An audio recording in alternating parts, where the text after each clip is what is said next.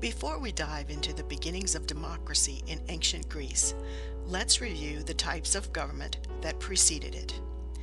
During the Mycenaean period, most Greek city-states were ruled by monarchies, or ruled by a king or queen. Power was transferred from the king to his son upon his death. As the power of kings grew, the people they ruled became more discontented. Eventually, the people overthrew the kings and established oligarchies, or governments where only a few people hold power. Oligarchies usually consisted of members of the upper classes, those with the most wealth and property. They lived extravagant lives while the working people produced most of the city's resources. The governments passed unpopular laws they implemented by force. By the 600s BCE, many in city-states disliked the oligarchies enough to seek another form of government. Many Greeks sought the help of powerful individuals to remove the members of oligarchies from power. Usually, these powerful individuals were people in the military. After removing the oligarchs from power, many of these men established themselves as the absolute rulers of their respective city-states.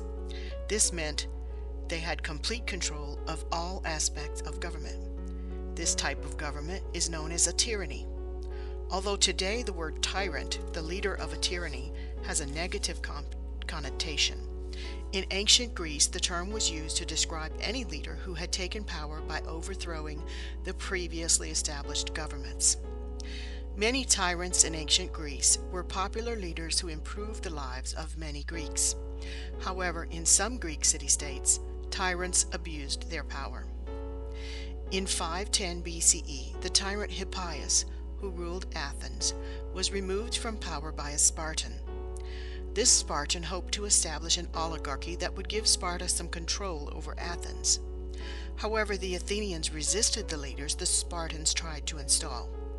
The aristocracy battled for control for a few years, but around 508 BCE, Athens established a new form of government. The new government of Athens was known as a democracy. The word democracy comes from the Greek demos, meaning people, and kratos, meaning power. In democracies, all citizens or members of the city-state share the power of ruling. Athenian democracy developed slowly, as a series of statesmen or political leaders made reforms or changes over time that allowed citizens greater participation in the government. These reforms gave individuals some fundamental rights. They protected the freedom of Athenians against being enslaved because of debt. They allowed anyone to seek damages on behalf of a wronged person. They even provided people with the right to appeal against the decision of officials. In addition, these reforms also broke down the aristocratic monopoly of office holding. Now the offices were open to people from the top three classes. Several other Greek city-states also developed democracies during this time, but the government of Athens had the greatest influence on modern democratic governments around the world. Athens established an assembly that created its laws. Office holders or members of the government were paid a set salary so that any citizen could pursue governmental positions, public office, regardless of his economic status. The salary received by public officials meant citizens could leave their regular jobs to participate in government without worrying about losing money. Any Athenian citizen could speak, vote in the assembly, or serve in public office.